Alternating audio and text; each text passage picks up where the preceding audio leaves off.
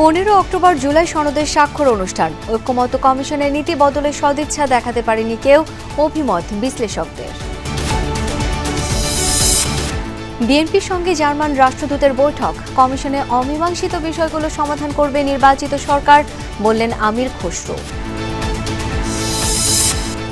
একই দিনে সংসদ ও গণভোট করার সক্ষমতা আছে ইসির, বাড়তি খরচ না করাই সমীচীন, যমুনা নিউজকে বললেন কমিশনার মাসুদ। শত কোটি টাকা বাঁচানোর জন্য একদিনই করা সমীচীন বলে আমি মনে করি। হত্যা মামলায় ট্রাইব্যুনালে উপদেষ্টা আসিফ মাহমুদের সাক্ষ্য, তুলে ধরলেন জোরপূর্বক ভিডিও বার্তা ও ফোন ট্র্যাকের অভিজ্ঞতা। জোরপূর্বক আমাদের থেকে যেই তাদের লিখিত বক্তব্যে স্বাক্ষর এবং সেটা পাঠ করিয়ে গণমাধ্যমের মাধ্যমে সারা দেশে প্রচার করা হলো।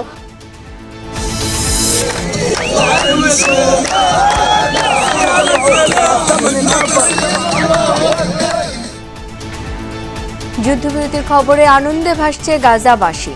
সব জিম্মির মুক্তির বিনিময়ে নির্দিষ্ট এলাকা থেকে সেনা সরিয়ে নেবে ইসরায়েল। জমজমাট ম্যাচ দেখতে মিরপুর স্টেডিয়ামে ভক্তদের ঢল। এশিয়া কাপের স্বপ্ন বাঁচাতে হামজা সমিতির জন্য প্রার্থনা।